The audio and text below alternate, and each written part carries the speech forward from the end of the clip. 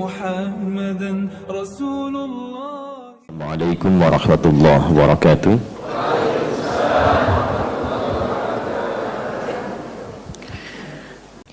Di antara sekian banyak ayat dalam Al-Quran yang menampilkan kata iman seringkali disandingkan dengan amal saleh, karena memang pembuktian iman itu letaknya pada amal saleh. Iman itu sesuatu yang bersumber dalam hati, bukan hanya di lisan. Karena itu kalau ada orang mengatakan beriman di lisannya tapi belum sampai ke hati, itu oleh Al-Quran diberikan pelurusan.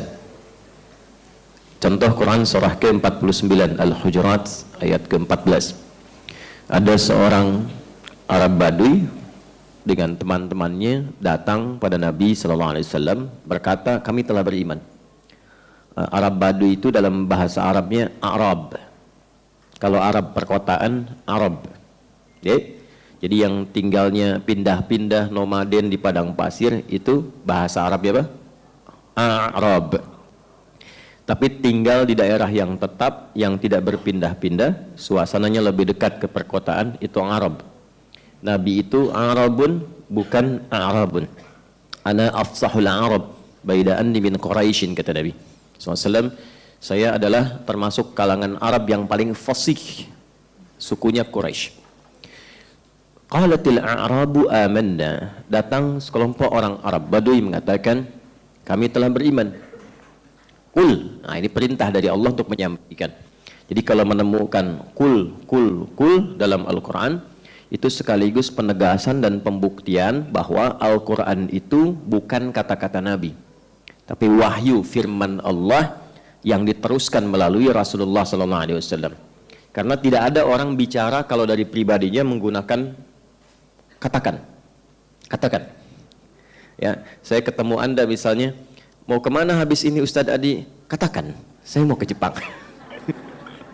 Nggak ada ya.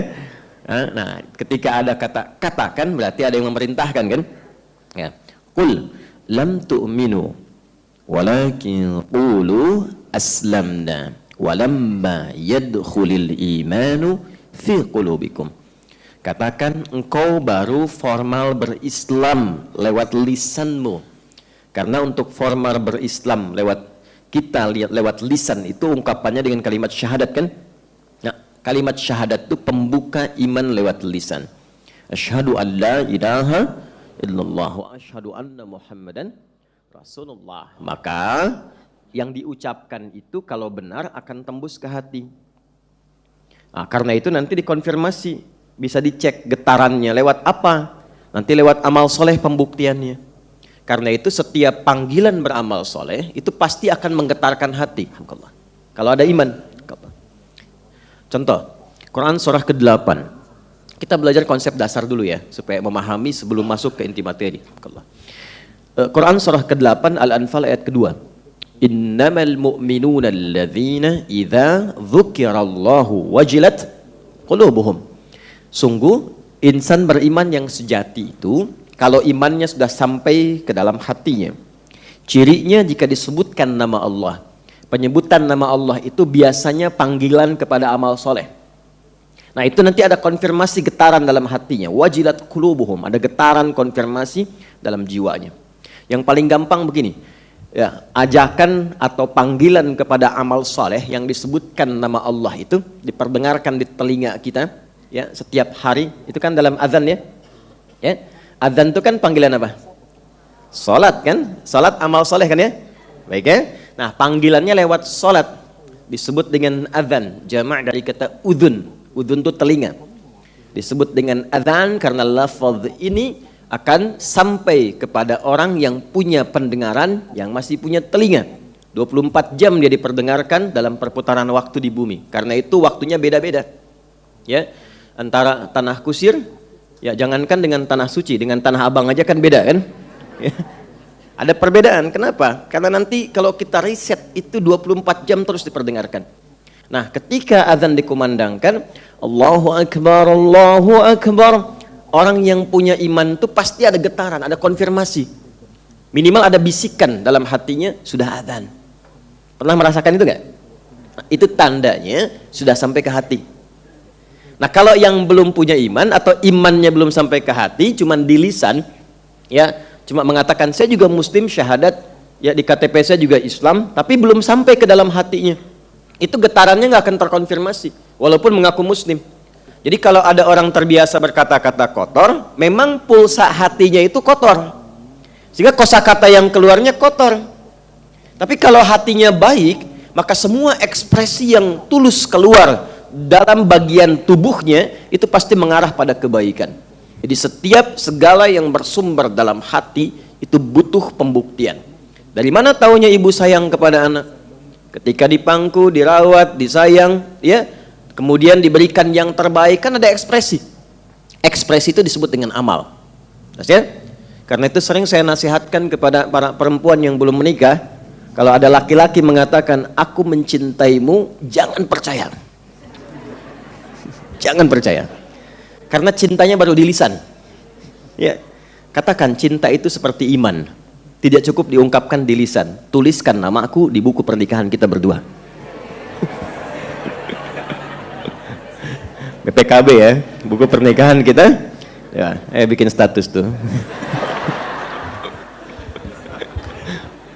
Baik. Nah, jadi dalam konteks kehidupan dunia saja, segala yang di hati butuh pembuktian. Dan nanti pembuktian itu menunjukkan parameter kekuatan apa yang ada dalam hati itu. Semakin dia optimis, semangat, rajin melakukan, ini menunjukkan tekad yang ada dalam jiwanya itu kuat. Demikian pula dengan iman. Seseorang yang mengatakan saya beriman kepada Allah. Dari mana taunya imannya kuat? Maka bisa dilihat dari pembuktian perbuatannya. Dalam bahasa Arab, perbuatan itu disebut dengan amal. Perbuatan yang didorong oleh iman disebut dengan amal soleh. Jadi kalau tanpa iman, amal saja namanya. Kalau tanpa iman ya, itu amal saja. Nggak disebut soleh. Contoh, Bapak kerja nih, ada CSR, dijadikan untuk bangun jalan misalnya. Ya, tapi standar bangun jalan saja. Nggak peduli mau dipakai apa misalnya. Walaupun itu baik, itu tidak disebut soleh. Itu amal namanya. Ya, ada di era Nabi, dikonfirmasi oleh Sayyidah Aisyah radhiyallahu taala anha dalam satu riwayat, dikonsultasikan, ya Rasulullah, si fulan itu orang baik, sering dia menyumbang, dermawan, sering bantu, tapi dia belum beriman. Jadi perbuatan baiknya tidak didorong dengan imannya. Kan ada yang belum beriman yang suka bantu orang ya? Kasih sembako misalnya kan, ada musibah dia kirimkan tenda juga. Nah, apa statusnya di hadapan Allah? Maka turunlah Quran surah ke-25 Al-Furqan di ayat ke-23. Dan di situ disebutkan amalnya tapi tidak disebutkan salehnya. Wa qadimna ila ma amilu min amalin faj'alnahu haba'an manthura. Maka jika ada orang berbuat baik tidak didorong oleh imannya dan jadi perbuatan baik dalam konteks dunia, maka dengan keadilan dan keagunganku, kata Allah, aku akan balas itu pun di dunia dengan cepat. Adilnya Allah dibalas. Tapi karena sifatnya dunia, maka balasannya dunia. Kalau perbuatan dunia dibalas akhirat, Allah tidak adil. Tapi karena Allah Maha Adil, dibalas di dunia. Apa balasannya? Dia diapresiasi, ya kan? Disenangi orang sekitarannya, karirnya meningkat, itu dunia, hukum dunia yang berlaku. Tapi ketika kembali ke akhirat, perbuatan yang dikerjakan itu tidak mampu terkonversi menjadi bekal akhirat. Karena ke akhirat bekalnya beda. Beda, nggak bisa sama. Anda dari Indonesia ke Malaysia, maaf, mata uangnya sama nggak? Aturannya sama nggak? Beda. Ke Amerika sama nggak? Beda. Di dunia saja pindah tempat beda. Sekarang Anda mau ke akhirat, pengen sama hukumnya. Ya nggak bisa, Joni. Nggak sama. Ya? Mesti ada perbedaan spesifik. Karena itulah nanti kunci akhirat itu adalah iman. Untuk dunia jadi berkah, untuk akhirat jadi pahala. Itu konsepnya. Jadi sesuatu yang dikerjakan di dunia dengan iman, itu melahirkan berkah namanya. Jelas? Apa itu berkah? ziyadatul khair, bertambah nilai kebaikannya. Jadi orang tuh kalau beriman pasti baik. Ini mata nih memandang ya. Tapi kalau mandangnya pakai iman, pasti melihatnya yang baik-baik. Gak akan mungkin yang gak baik dilihat. Ini lisan nih bertutur. Kalau bertuturnya pakai iman, itu pasti berkata yang baik-baik. Gak mungkin berkata yang tidak baik. Itu sedang berjalan tuh, sedang merapat tuh. Ya. Kalau merapatnya pakai iman, gak mungkin dorong-dorongan.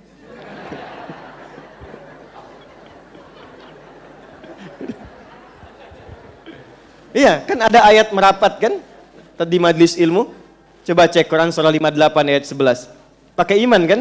Ya ayyuhalladzina amanu idza qila lakum tafassahu fil majalisi fafsahu yafsahillahu lakum. Hei orang-orang beriman, imannya dulu.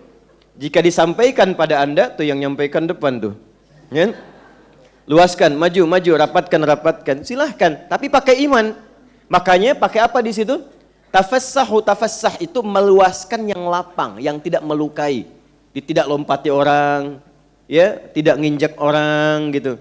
Duduk saling berbagi dalam kebaikan, tafassah. Dan itu hanya bisa dilakukan oleh pemilik iman. Ya.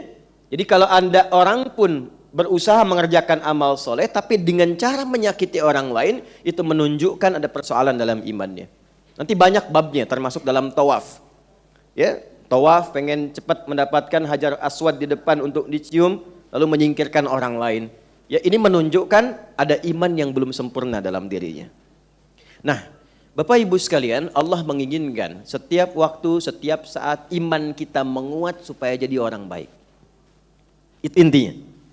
Karena itu setiap ditemukan kata iman, senantiasa pada umumnya bersanding dengan amal soleh. Konsep dasarnya Quran surah ke-103.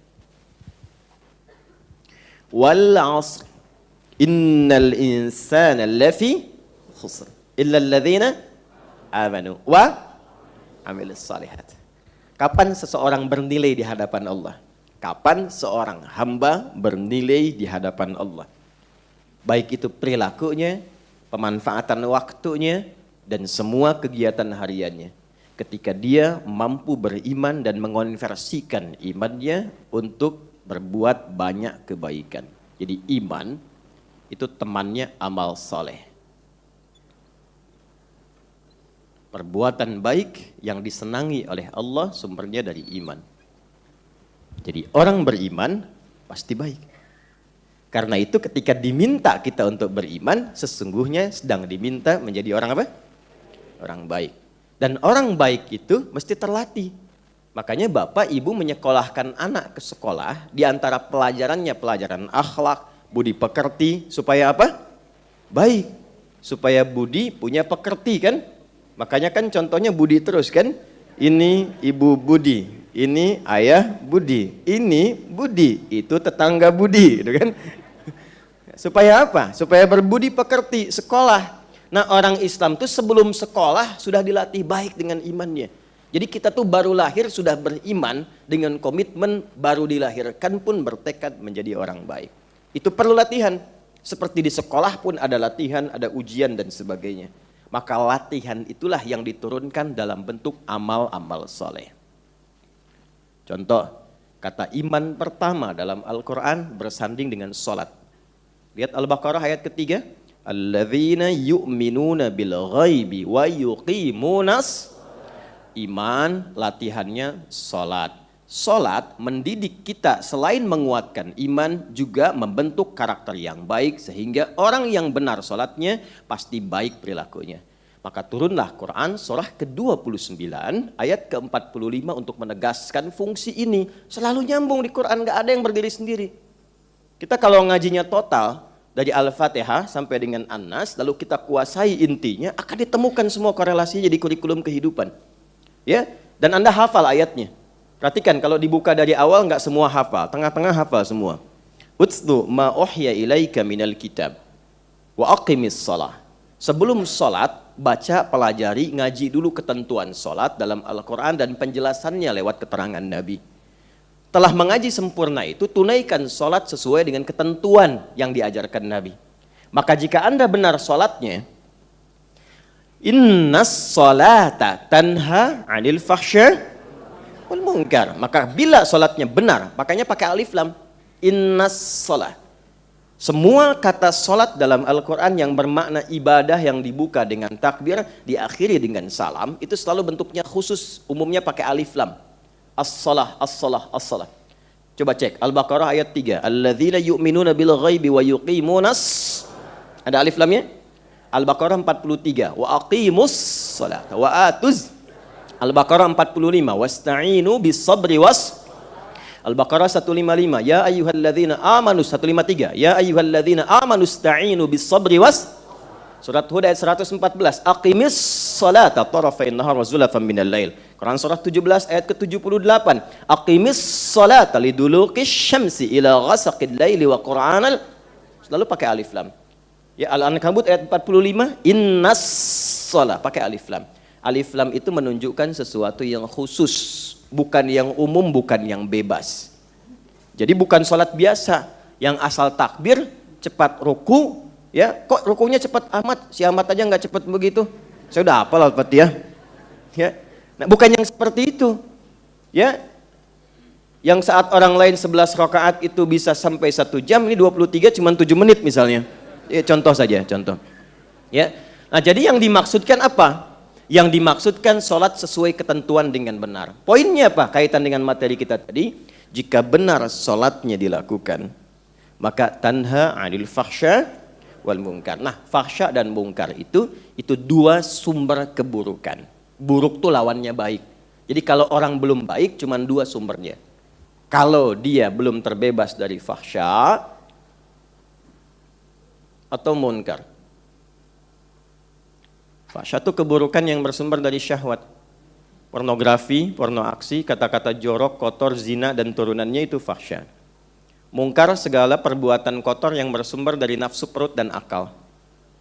Korupsi, kolusi, menipu, sogok menyogok, saling mencela, berselisih, sampai ada yang membunuh, melukai dan sebagainya itu mungkar. Karena itu kalau ada orang berdusta, hatinya pasti mengingkari. Ada orang mencuri, hati kecilnya mengingkari. Coba ya keluar dari sini, iseng-iseng. Tapi jangan dilakukan, cuma ngetes aja. Ya. Keluar pakai sendal orang lain. Begini aja dulu gitu, jangan diterusin. Begini, untuk mengecek, hatinya pasti akan mengatakan, walaupun cuma coba-coba, hatinya mengatakan, itu bukan punya kamu. Ya. Nah itu ciri khas dari hati itu begitu. Nah, sholat kalau benar dikerjakan, semakin sempurna sholatnya, semakin banyak sholatnya, semakin bagus sholatnya, maka dia akan merubah karakter seseorang menjadi pribadi yang baik. Itulah sebabnya kenapa sholat itu amal pertama yang diberikan oleh Allah kepada Nabi sepulang dari Isra Mi'raj sebelum amal-amal yang lainnya. Itulah sebabnya kenapa anak-anak saya, anak bapak, anak ibu, saya tidak katakan anak kita ya, kalau anak kita, anak saya dan istri saya gitu ya. Itulah sebabnya kenapa anak-anak yang pertama dilatihkan pada mereka usia 7 tahun itu sholat kan? Ya kan? Ya, bila 10 tahun belum masih malas, belum semangat dia, maka berikan pelajaran yang membuat dia mengerti. Apa manfaat dari sholat itu? Kenapa dari awal itu sholat? Supaya anak tumbuh jadi baik. Itu rahasianya. Ya, sekarang anak sekarang sudah advance, baru TK sudah manasik gitu. Ya. Sudah rukun kelima ya. Nah, jadi sepanjang pembicaraan saya ini mengantarkan pada pembahasan bahwa kalau Allah minta kita beramal soleh, itu tujuannya satu, supaya meningkatkan iman, supaya kita menjadi orang baik. Semakin banyak kebaikannya, pasti semakin bahagia hidupnya. Dan semakin tinggi kebaikannya, semakin sukses jalan karirnya. Jangan dikira orang baik gak sukses, pasti sukses. Nah, kesuksesan dan kebahagiaan bila disatukan, itu bahasa Arabnya disebut dengan falah namanya. Karena itu ketika kita sholat, ya, maka panggilannya sholat dan falah. Silahkan cek, hayya 'alas shalah, setelah itu hayya 'alal. Nyambung semua kan? Dalam setahun, kita diminta oleh Allah untuk berevaluasi diri. Sudah baik belum? Jangan-jangan ingin ke surga, tapi bekalnya masih belum baik. Dan yang paling hebat, jangan-jangan cita-citanya surga Firdaus bersama Nabi lagi kan? Nah, contoh paling gampang begini, siapa yang ingin ke surga? Tuh, yang ingin ke surga Firdaus bersama Nabi. Nah, ini pelakunya tuh. Sudah cukup bekal ya? Itulah sebabnya, alhamdulillah, itulah sebabnya dalam konteks ikhtiar itu Allah memberikan kita peluang untuk mengakumulasikan semua jenis amal soleh supaya dilatih di satu waktu. Dan latihan itu bukan sehari dua hari. Latihan itu dijadikan sebulan penuh, karena dengan sebulan itu biasanya mendorong kepada jiwa untuk terbiasa menerimanya. Anda kalau ikut training dalam sebulan, dikasih makanan kerupuk dengan kecap, kerupuk, kecap, kerupuk, kecap. Disingkat capruk. Saya di pesantren makannya capruk, kecap, kerupuk, dan telur seperempat. 6 tahun loh Pak, ya, 6 tahun. Anda coba itu, 30 hari saja. Ibu hidangkan untuk suami capruk. Apa ini mah? Capruk. Kok tumben? Kata Ustadz. Kasih 30 hari. Hari ke-31 ganti dengan ayam tempe. Kecap kerupuknya hilangkan. Saya tanya, apa pertanyaan suami ibu ketika menerima itu di hari ke-31? Mana capruknya? Kan? Kenapa? Karena ada kebiasaan yang terlatih dalam sebulan. Maka saking sayangnya Allah kepada kita, cara bacanya demikian. Jadi kalau kita membaca amal soleh itu sebagai jalan yang Allah berikan untuk membuat kita lebih bahagia, maka menerimanya itu nyaman. Sebagian umat Islam menerima amal soleh yang jadi ibadah itu, sebagiannya sebagai beban memahaminya. Karena itu pelaksanaannya itu kurang motivasi. Kok belum sholat zuhur kan sudah azan? Iya, tapi kan masih 2 jam lagi. Ya, baru azan, belum qomat. Pernah ada begitu? Nah, ini pelakunya kan. Tanaikan lagi, balikan kembali. Jadi cara memahaminya, ketika Allah menginginkan kita menjadi lebih baik, lebih bahagia, lebih sukses, maka diberikanlah akumulasi amal soleh untuk bisa mendorong kita mempercepat mendapatkan itu semua. Dalam setahun, muncullah kasih Allah yang menginginkan semua hamba jadi baik. Maka di bulan Sya'ban, tepat bulan ini, di tahun kedua Hijriah, 1442 tahun yang lalu, turunlah kemudian kasih Allah melalui ayat 183 di surah Al-Baqarah. Turunnya di tahun kedua Hijriah, bulannya di bulan Sya'ban. Maka Allah berfirman dengan membuka ayat ini melalui kata iman. Ya ayyuhalladzina amanu. Imannya dulu. Kutiba alaikumus siyam kama kutiba alal ladzina min qablikum la'allakum tattaqun. Masyaallah. Hei semua orang yang telah menyatakan beriman. Jadi kalau amanu itu ada kata kerja karena fi'il verb. Jadi kalau ada ayat di Quran menggunakan kata kerja, biasanya menunjukkan 2 hal. Satu, komitmen pada pekerjaan itu. Yang kedua, harapan tinggi untuk meraih hasilnya. Jadi ketika dipanggil ya ayyuhalladzina amanu, hai orang-orang yang berharap tinggi menjadi orang baik. Maksudnya begitu. Komitmenlah pada keimananmu. Kalau engkau ingin menjadi bagian seperti yang diharapkan itu, maka aku berikan jalan untuk meraihnya. Nih, ada ibadah amal soleh. Dan panggilannya Allah tidak pilih-pilih. Menggunakan ya. Ini sering saya sampaikan. Bismillah. Ya ayyuhalladzina amanu. Ini karena kita singkat waktunya, saya agak cepat saja terangkannya ya.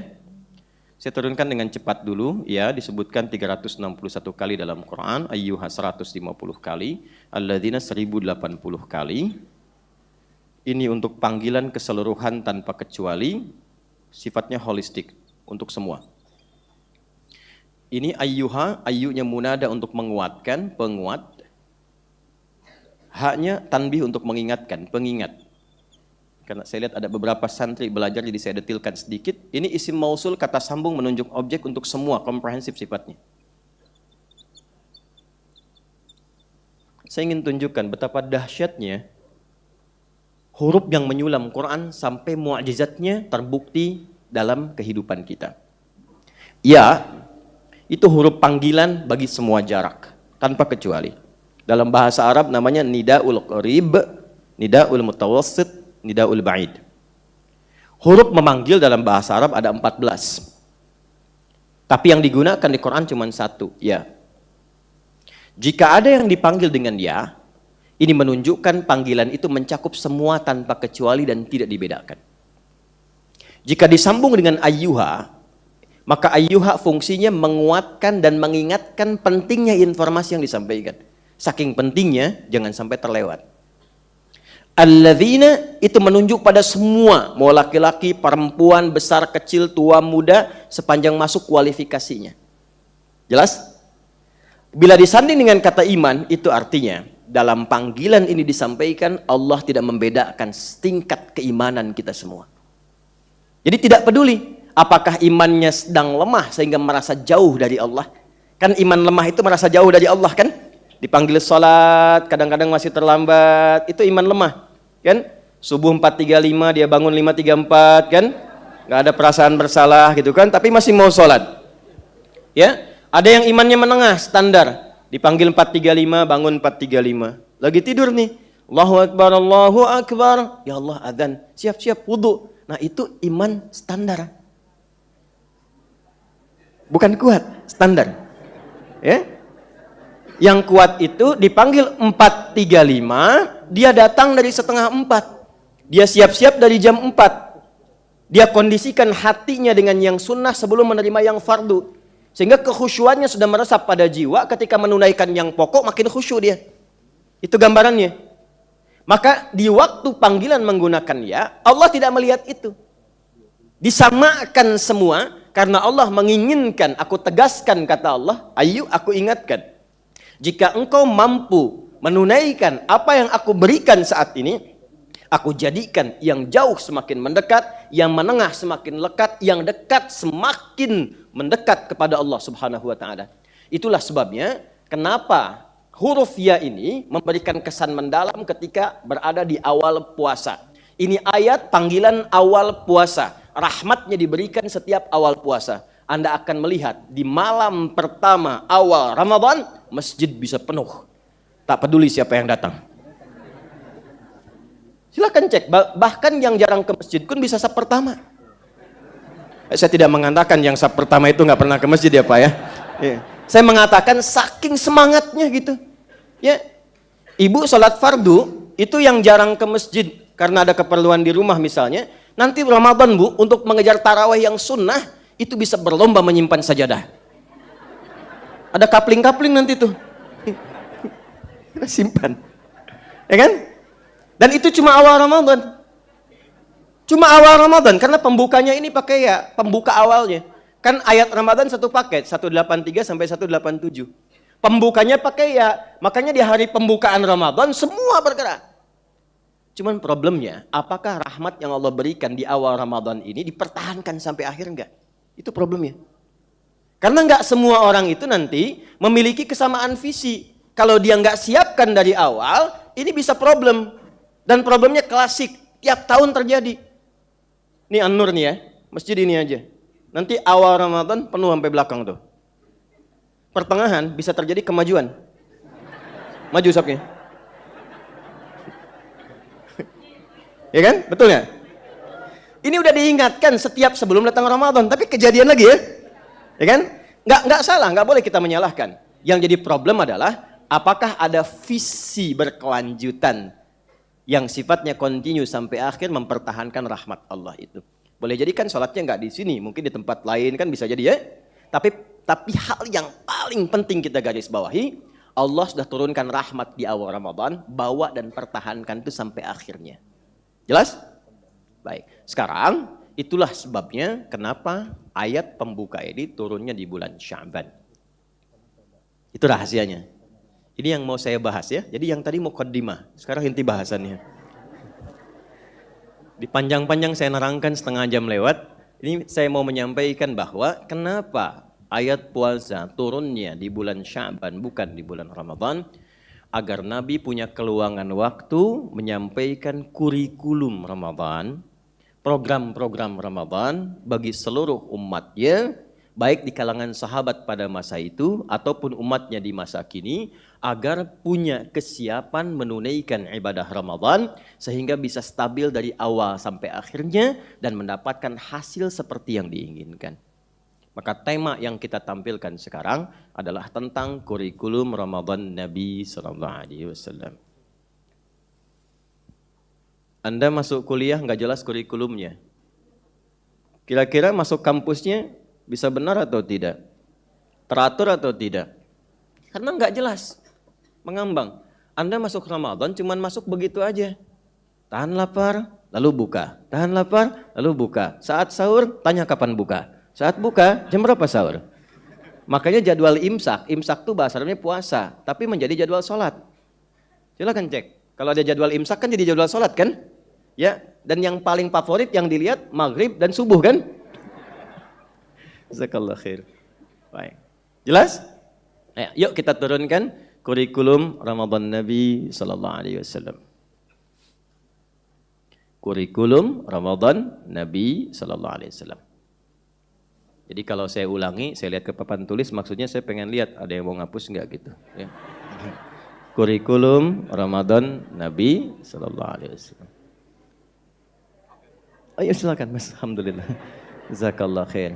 Ya, yang kira-kira yang pengen saya hapus aja ya, yang nggak pengen nggak usah dihapus. Ya, silakan dipikirkan dulu ya. Ya. Ya, silakan tanggung dosanya. Baik, cukup. Baik, jazakallah khair. Terima kasih ya. Bismillah. Baik.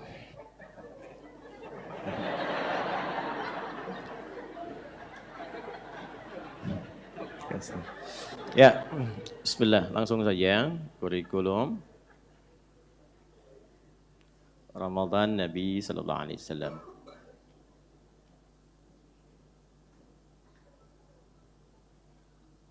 Sallallahu alaihi wasallam. Ya, saya cepat saja. Karena ayatnya dibuka dengan kata iman, kita masih ingat konstruksinya? Kalau ada iman berarti ada apa? Nah, makanya saya tidak minta ini dihapus supaya ini terbawa dalam pemaknaannya. Dan kalau sudah dihadirkan amal soleh, tujuannya untuk menjadi apa?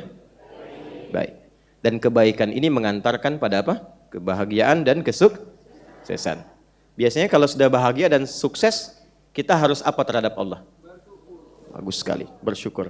Makanya di akhir ayat setelah selesai puasa, kita bersyukur dengan takbir.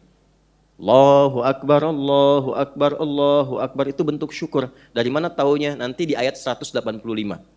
Lihat ujungnya, walitukabbirullaha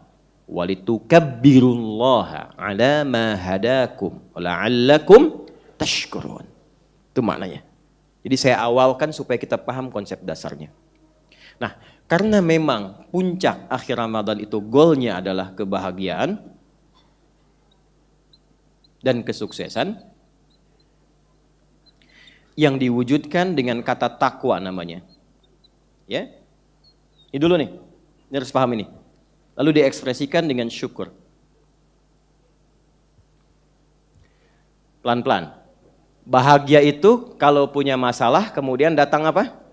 Solusi. Bahagia itu kalau perlu materi, perlu rezeki kemudian tiba-tiba datang. Bahkan datangnya kadang dari sisi yang nggak kita duga kan? Itu kebahagiaannya berlipat ya. Bahagia itu ketika anak-anak mau kuliah tiba-tiba ujian soalnya sesuai dengan yang diharapkan, ya, atau bisa menjawab dengan sempurna, gitu kan? Maka semua ekspresi kebahagiaan yang didapatkan itu, Bapak Ibu sekalian, itu ternyata digambarkan oleh Quran dengan satu kata, namanya takwa. Semakin meningkat takwanya, maka semakin cepat kita mendapatkan solusi jalan keluar dari setiap persoalan yang kita alami. Lihat Quran surah ke-65, di akhir ayat kedua, di awal ayat ketiga. Wa may yattaqillaha yaj'al lahu makhraja. Siapapun. Nah, kalau sudah pakai man itu personal sifatnya. Jadi tawaran mendapatkan takwa itu personal, panggilannya umum. Tapi siapa yang mau mengambil itu? Siapapun yang mampu. Tolong terjemahkannya dengan kata siapapun ya. Jadi ada challenge-nya di situ. Saya agak kurang sepakat dengan terjemahan barang siapa. Ya, sampai hari ini saya belum temukan itu barang punya siapa. Ini problem. Ya, siapapun yang mampu meningkatkan takwanya kepada Allah, yaj'al lahu makhraja, maka Allah akan dekatkan ia pada solusi dari setiap persoalan yang ia alami. Dan itu nakirah, makhrajan, nggak pakai alif lam. Masalah apa aja. Dan ingat, itu suratnya surat At-Tolak loh. Ya, persoalan terbesar di rumah tangga yang kadang melahirkan satu celah untuk berpisah. Dalam titik itu pun kalau takwa ada solusi.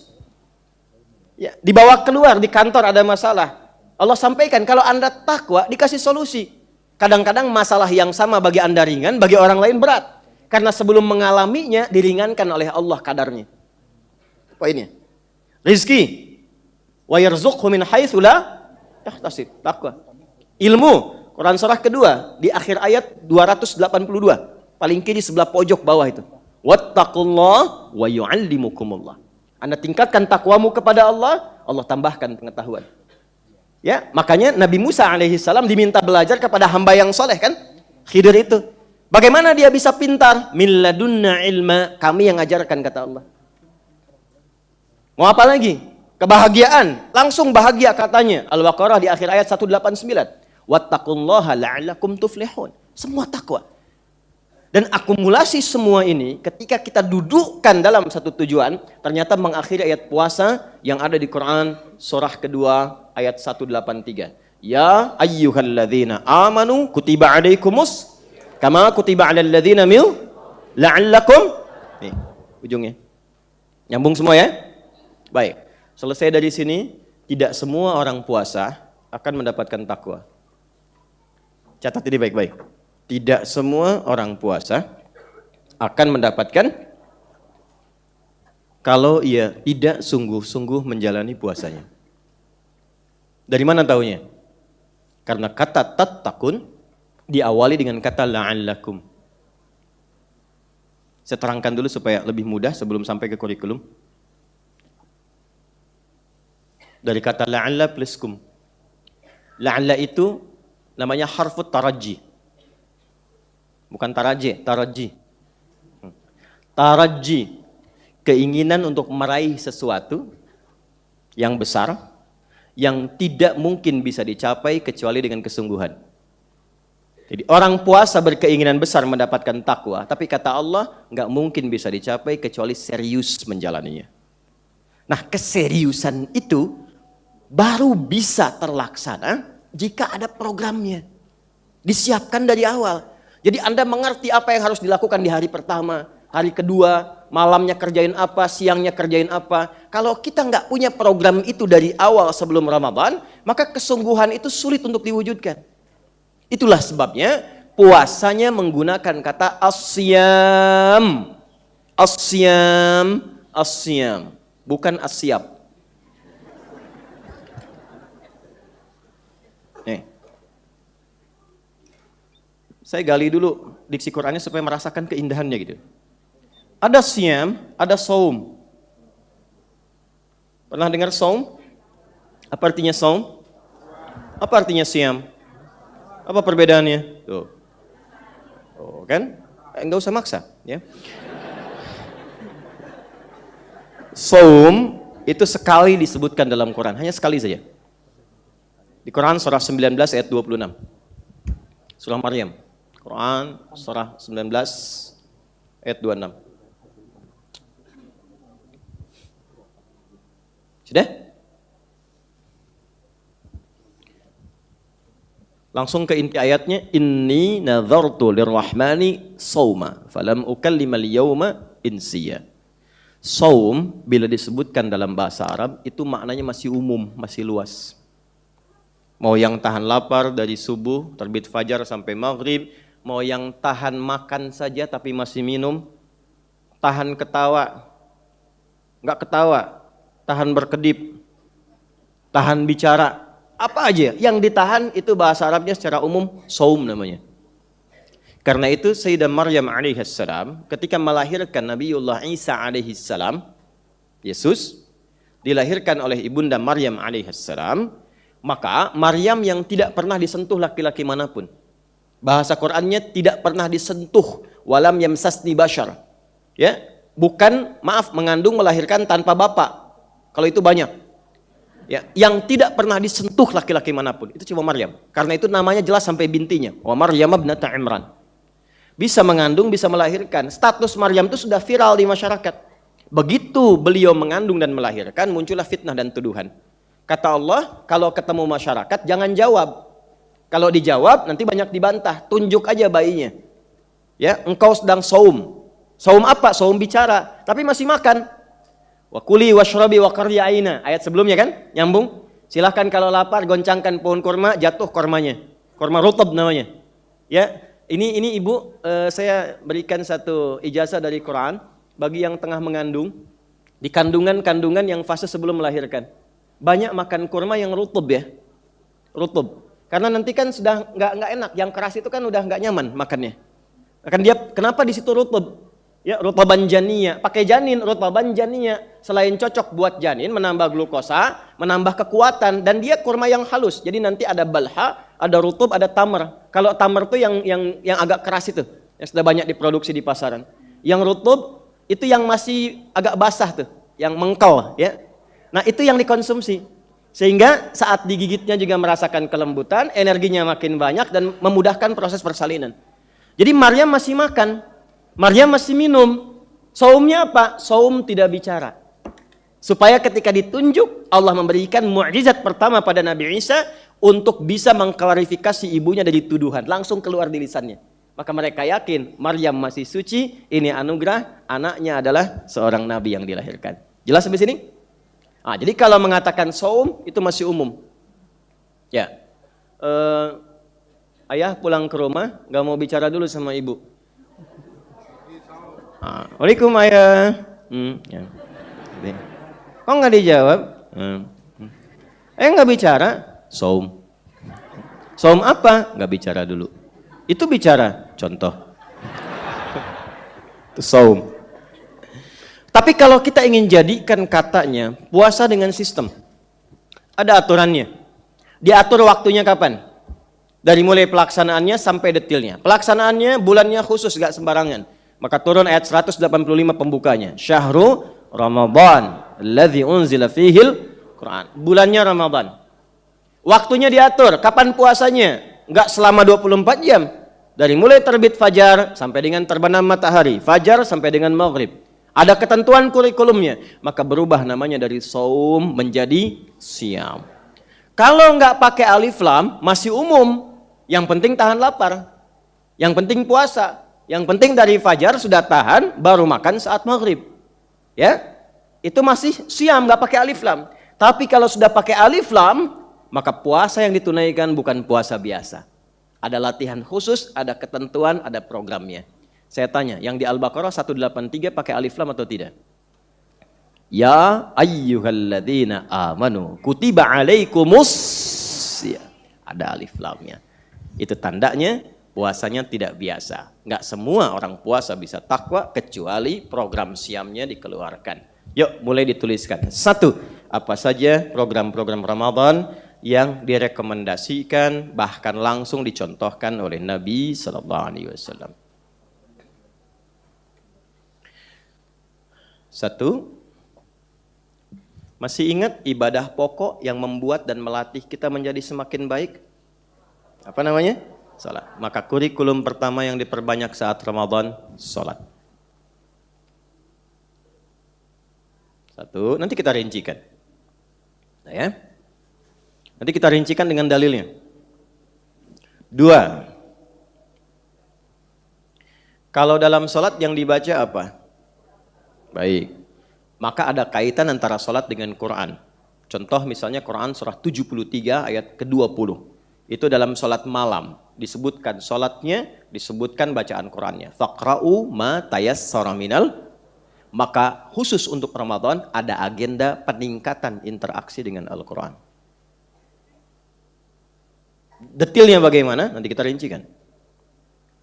Kita susun dari sekarang insya Allah. Teruskan, 3. Kalau kita runtut jenis-jenis amal soleh, Bapak Ibu, masih ingat? Sholat menyatu juga dengan Quran, tapi sholat juga di Quran ada yang menyatu sebanding atau disandingkan dengan amalan zakat. Contoh, Al-Baqarah ayat 43. Wa aqimus sholata wa atuz. Nah, turunan zakat ke bawahnya, zakat kan yang pokok tuh ya. Turunan ke bawahnya itu nanti ada infak. Nama umumnya disebut dengan sedekah. Jadi kalau sudah sedekah itu mencakup infak, mencakup zakat dan sebagainya. Karena itu, perhatikan zakat saat diambil disebut sedekah, dikeluarkan disebut sedekah. Khudz min amwalihim sedekah. Dikeluarkan. Innamas sedaqatu lil fuqara wal masakin wal 'amilina 'alaiha wal mu'allafati qulubuhum dan seterusnya ayat. Quran surah 9 ayat 60. Maka secara singkat ada amalan harta namanya. Amalan materi. Baik itu mengeluarkan zakat, berinfak, ataupun sekedar berbagi. Nanti detailnya kita turunkan walaupun dengan sehirup air dan sebiji kurma. Ya. Nanti apakah itu majazi, kiasan, atau real hakiki? Ya, waduh nyari kurma dulu, nggak punya uang. Atau yang dimaksud teh manis. Ya, nanti kita lihat.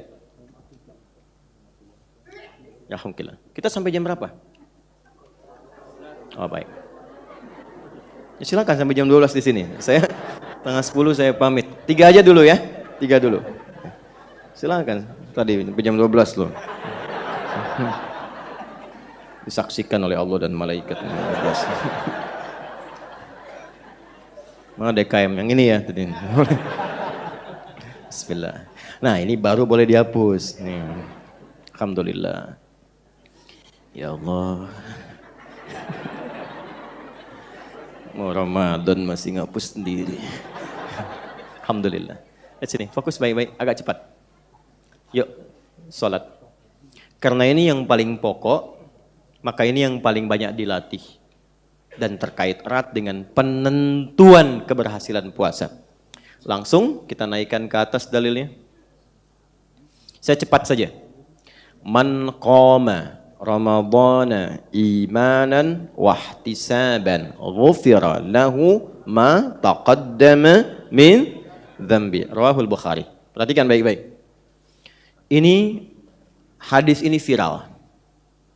Di kalangan para ahli hadis sudah banyak yang like, share, bahkan komen dengan syarah. Kita tinggal subscribe. Di hampir semua kitab hadis bab puasa ada hadis ini.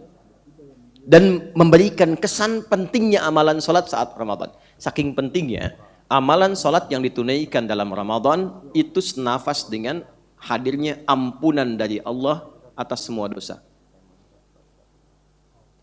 Jadi kalau kita bisa menunaikan sholat, khusus di Ramadan ya, bukan di luar Ramadan. Khusus di Ramadan. Salat khusus di Ramadan. Jadi ada bagian nanti amalan dalam Ramadan. Saat kita menunaikan salat di amalan waktu itu saja, bukan selainnya. Maka berpotensi mendatangkan ampunan Allah dari semua dosa yang pernah dikerjakan. Karena bahasa hadisnya, ghufira lahu ma itu mencakup semua tanpa kecuali. Semua apapun itu. Kalau benar salatnya. Dan nanti yang paling menarik, ada rangkaian sampai doanya. Sampai kalau baru salam, jeda sebentar, doanya langsung dibimbing Nabi. Dan ijazahnya langsung diterima dari istri Nabi SAW, Sayyidah Aisyah. Bila benar bacaan itu dibacakan, dengan bagian getaran hatinya yang terdalam, itu semua dosa yang pernah dilakukan, diampuni oleh Allah. Ya, kecuali utang ya, kalau utang harus dilunasi tetap. Ya. Dosanya yang diampuni. Ya. Jelas sampai sini? Jelas? Belum saya terangkan, gimana bisa jelas ya? Jelas ya sudah, saya lompat kedua, Al-Quran. Sholat apa ini? Dulu. Yang dimaksud sholat apa? Kalau sholat fardu, itu sudah biasa. Artinya di luar Ramadan pun harus tepat waktu. Jelas ya? Baik, sebelum masuk ke sini, saya mau tambahkan dulu, karena menunya peningkatan sholat, maka semua jenis sholat yang dituntunkan oleh Rasulullah, kalau bisa dari sekarang menunya sudah siap. Supaya waktunya bisa kita susun. Ada apa saja? Nah, ada menu sholat fardu, Ada menu salat apa lagi? Sunnah hukumnya atau nafilah. Yang fardu berapa waktu? Bagus, 5. Rumusnya 24, 4, 3, 4. Subuh, zuhur, asar, maghrib, isya, sudah? Fokus. Tingkatkan selama Ramadan. Karena bahasanya meningkatkan, ingat. Bagaimana meningkatkan yang dimaksudkan? Dari sendirian meningkat menjadi apa? Berjamaah. Dari berjamaah biasa meningkat tempatnya di tempat tidak biasa. Di mana? Di masjid. Maka mulai sekarang coba kuasai waktu-waktu sholat. Karena itu ciri insan beriman itu hafal waktu sholat. Itu di An-Nisa ayat 103 di ujung ayatnya. Innas salata kanat 'alal mu'minina kitaban mawquta. Waktunya jelas dan orang beriman tahu waktu itu. Sebelum masuk Ramadan ketahui. Karena itu di jadwal imsakiyah muncul jadwal salat. Maksud saya, usahakan dalam sehari itu 5 waktu bisa ke masjid. Bagi yang laki-laki. Yang perempuan kalau bebas dari 3 hal, silahkan ke masjid. 1, tanggung jawab di rumah yang khusus melekat pada perempuan. Sepanjang itu masih ada, maka keutamaan di rumah sama dengan di masjid. Jelas ya? Misalnya maaf, masih memberikan ASI kepada anak, nggak mungkin ditinggal. Ilmunya dalamin dulu. Supaya tidak merasa kecil nanti, ya Allah nggak ke masjid. Tidak, begitu Anda di rumah, ya ditunaikan itu pahalanya sama dengan ke masjid. 2, kalau bebas dari yang pertama, maka pastikan di masjid ada fasilitas atau tempat khusus bagi perempuan yang sekiranya tidak bercampur dengan laki-laki, spesifik. Aman, nyaman.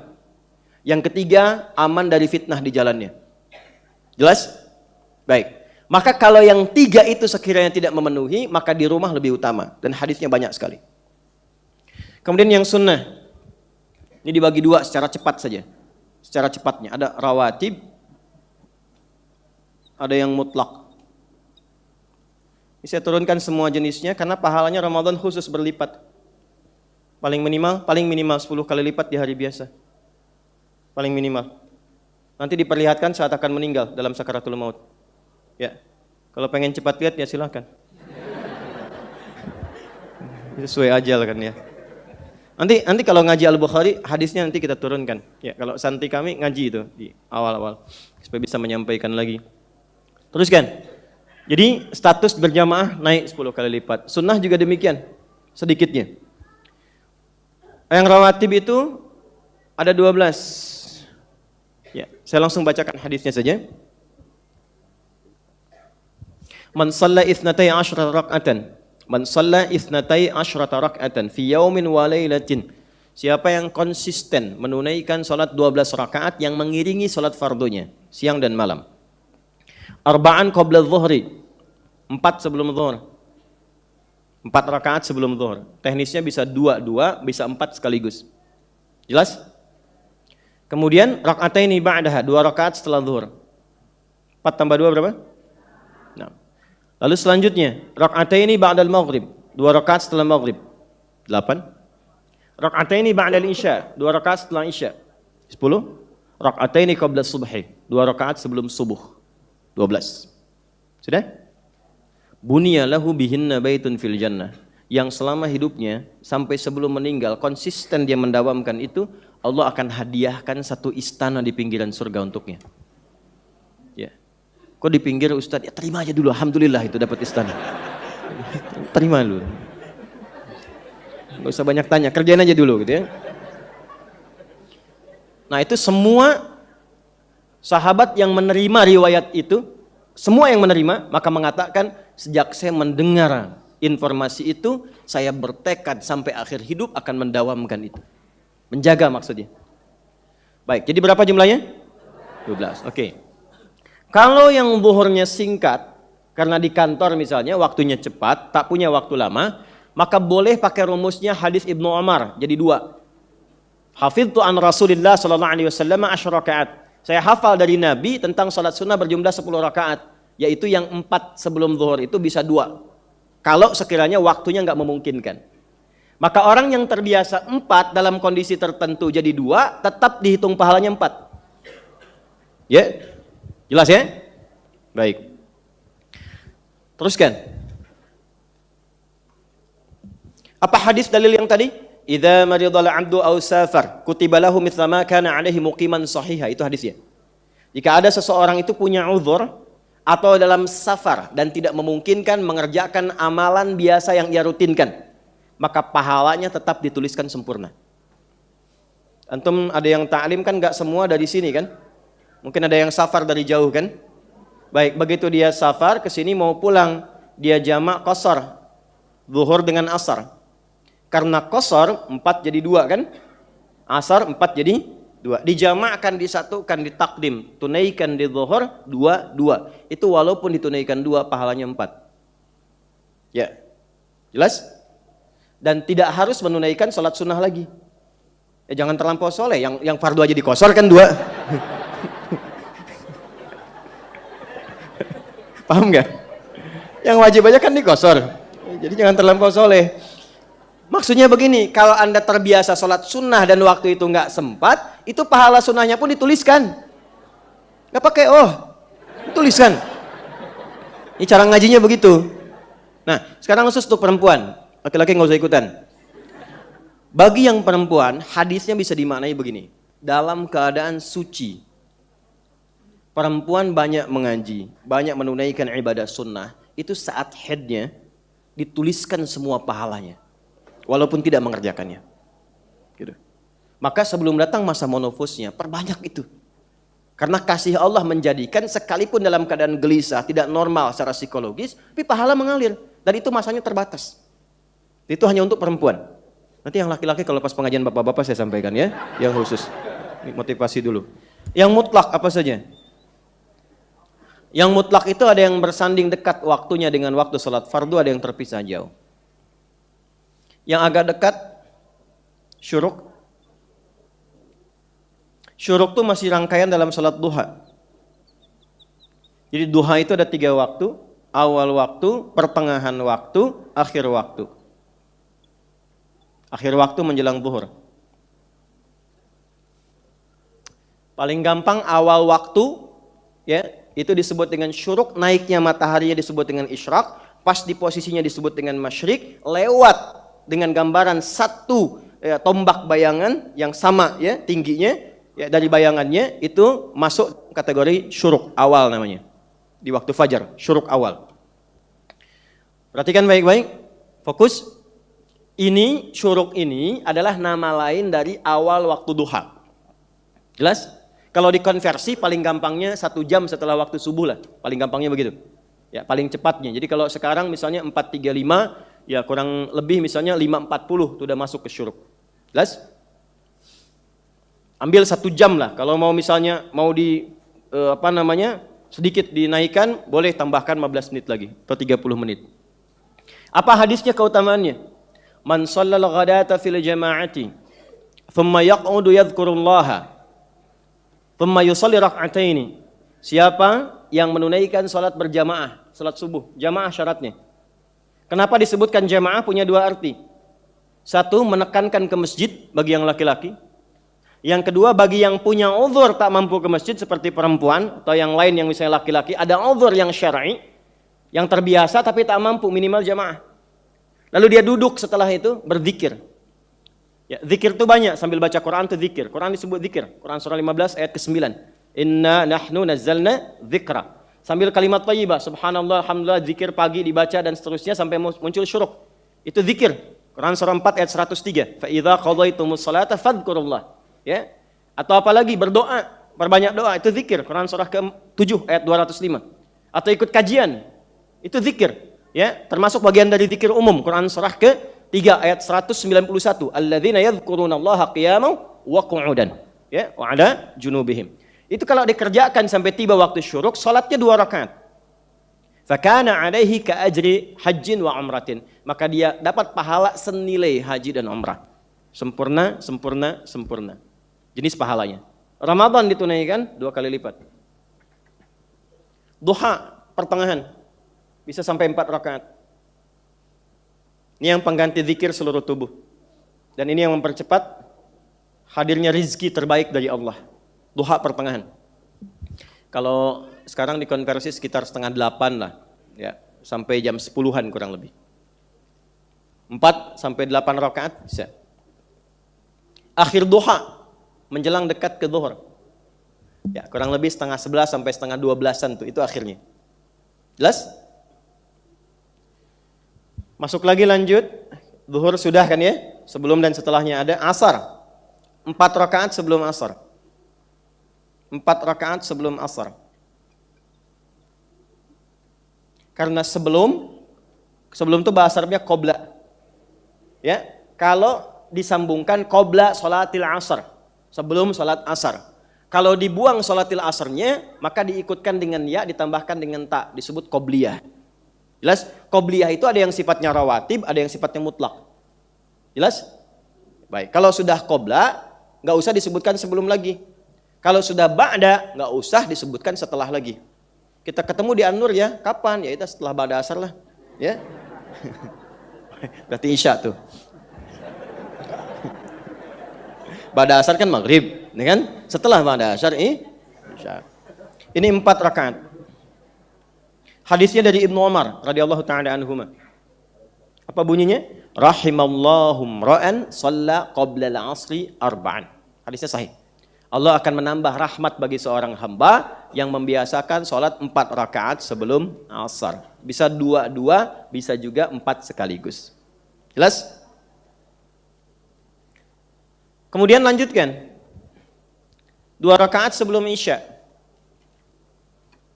Itu mutlak masuknya. 2 rakaat sebelum isya. Kalau 2 rakaat sebelum maghrib itu kurang disukai. Karena maghrib itu waktu singkat. Waktu yang sangat singkat. Ya, makanya kalau di Timur Tengah, apalagi Ramadan, itu setelah azan biasanya langsung iqamat. Karena waktunya padat sekali. Di mazhab Maliki bahkan nggak ada salat sunnah kalau sebelum maghrib itu. Jadi begitu azan langsung iqamat.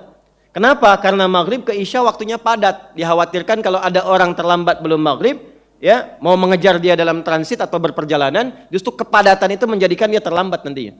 Ya, jadi kalau sebelum maghrib itu jarang ditunaikan kecuali untuk alasan tertentu. Misal di masjid sudah qomat, orang belum pada datang, belum cukup syaratnya jamaah, maka boleh silahkan tunaikan 2 rakaat sebelumnya untuk menunggu. Termasuk di Masjidil Haram, karena pahalanya banyak, nunggu yang tawaf rapih dulu, itu masih bisa ditunaikan. Jelas? Nah, baru kemudian ke malam. Pagi sampai siang selesai, malam. Malam ada salat apa? Bahasa Arabnya malam apa? Lail. Bagus. Lail itu malam. Jamaknya layali. Ya, lail malam. Jamaknya apa? Layali. Ada sifatnya, laila, lili, lela, itu malam. Ibu leli, ibu malam-malam.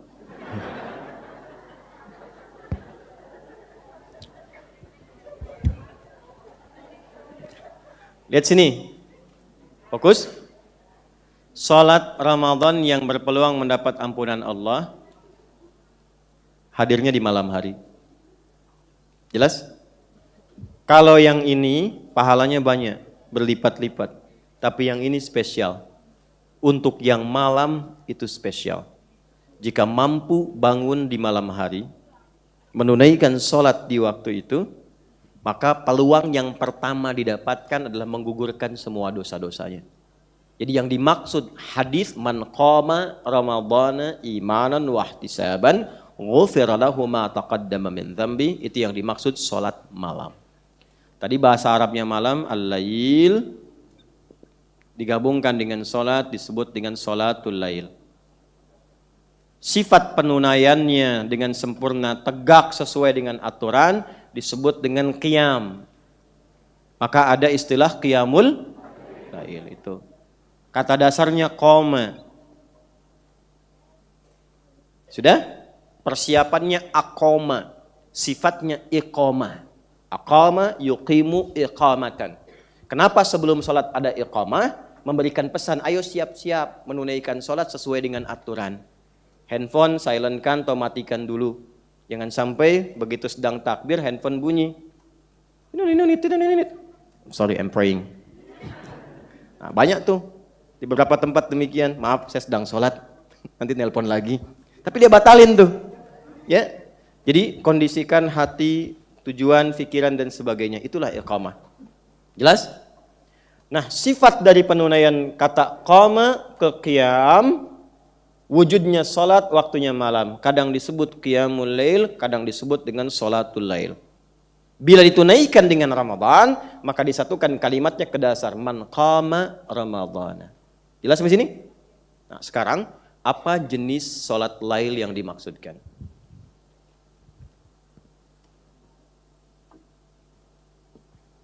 Pelan-pelan. Pakai dalil dulu ya. Kita langsung masuk ke hadis nabinya. Kita pakai yang terkuat dulu di Al-Bukhari. Al-Bukhari. Dari urutan sanad maksud saya, dari Maratibus Sunnah atau Sihah. Nomor hadis 1147. Rawinya Sayyidah Aisyah radhiyallahu taala anha. Ya? Ini versi pertama. Versi keduanya kita baru turunkan ke Sunan Abu Daud. Sunan Abu Daud. Nomor hadis 1367. Boleh dicek nanti ya, silakan. Rawinya sahabat Ibnu Abbas radhiyallahu taala anhuma. Ya? Kalau nanti ada perbedaan nomor karena mungkin perbedaan cetakan atau ada ikhtisar dan sebagainya, maka cek di sanad. Ini pasti sama, atau cek langsung di matan. Kemudian yang general, yang umum, itu ditemukan langsung kata salatul lailnya di hadis riwayat Muslim, nomor hadis 749. Di Al-Bukhari juga ada. Kita cek di Al-Bukhari, nomor hadis 990. Ada kitab hadis yang jarang orang banyak tahu di kekinian, di kalangan awam. Biasanya kan kalau hadis Bukhari Muslim itu kan? Ada juga yang sahih di awal-awal, gurunya Imam Syafi'i. Ini yang pertama kali menuliskan hadis di dalam kitab. Namanya Al-Muwatta, karya Imam Malik. Nomor hadis 319. Al-Muwatta Imam Malik. Malik bin Anas, nomor hadis 319. Saya sudah cek ya, karena saya punya kitabnya. Rawinya Ibnu Umar, Abdullah bin Umar radhiyallahu taala anhuma. Ibnu Umar. Sudah? Alhamdulillah. Baik, sekarang kita masuk ke teknis. Teknis itu berkaitan dengan jumlah bilangan. Sudah? Kemudian pembagian. Lalu setelah itu kita masuk ke cara yang berupa sifat. Sifatnya bagaimana gitu ya. Kita mulai dari bawah dulu. Ya, karena ini yang paling banyak nih, Al-Bukhari, di Muslim dan di Al-Muwatta. Riwayatnya dari Ibnu Umar radhiyallahu taala anhuma. Perhatikan, saya sampaikan kalimatnya langsung dengan menggunakan diksi yang sama, salatul lail. Salatul laili mathna mathna. Fa idza khasya ahadukumul fajra falyutir rak'atan wahidah. Kaidah dasar salat malam itu, kata Ibnu Umar, diterima dari Nabi sallallahu alaihi wasallam, maka silahkan tunaikan dua plus tanpa batas. Sudah? Fa idza khasya ahadukumul fajra, maka jika merasa semakin dekat ke fajar, waktu mendekati fajar namanya sahar. Fokus di sini ya. Waktunya sahar. Sahar. Jamaknya ashar. Contohnya Quran surah 51 ayat 18, wabil ashari hum yastaghfirun. Namanya sahar. Kalau sudah dekat ke waktu sahar, sahar itu kurang lebih 30 menit sebelum waktu subuh. Ya, 20 ke 30 menit. Kegiatan yang dilakukan di waktu sahar namanya sahur. Jelas? Jadi sahur itu kegiatannya, aktivitasnya. Makan sahur, makan yang dilakukan di waktu sahar. Maksudnya kalau nanti sahur, jangan terlalu awal. Ya, kalau sahurnya jam 2:30, itu bukan sahur namanya. Itu makan tengah malam dini hari. Asna'al lail. Nggak, ini penting, nggak salah, nggak dilarang. Cuma ketika Anda makannya mendekat ke fajar, waktu nahan laparnya nanti lebih cepat. Dan energi yang terolah lebih banyak digunakan nanti untuk ibadah. Tapi kalau Anda nahan laparnya dari sejak awal, makin lama nahannya. Makin malas, makin banyak tidurnya. Dan hadis andalannya hadis palsu. Tidurnya orang puasa adalah ibadah, ya kan? Hadis palsu. Lihat sini. Jika telah khawatir dekat ke fajar, waktunya sahar, maka silahkan tutup dengan 1 rakaat. Tutup dengan 1 rakaat. Ini witir. Dah. Salatnya salat apa tadi? Lail. Lail itu waktunya dari ba'da isya sampai menjelang fajar. Waktunya dulu. Ba'da isya. Kalau sudah ba'da isya artinya salat isyanya selesai, 2 rakaat ba'diyahnya selesai. Jelas? Ba'diyah isya ikutnya rawatib, nggak ikut ke salat lail ya. Ambil jam 8 misalnya, 20.00. Beres ini semua. Dari jam 20.00, ini di barat misalnya, silahkan yang tengah, yang timur sesuaikan. Sampai menjelang ke fajar, dekatnya ke waktu sahar, menjelang sahur. Misal, kalau sekarang subuhnya 4.35, misalnya maksimal sampai jam 4 lah. 04.00.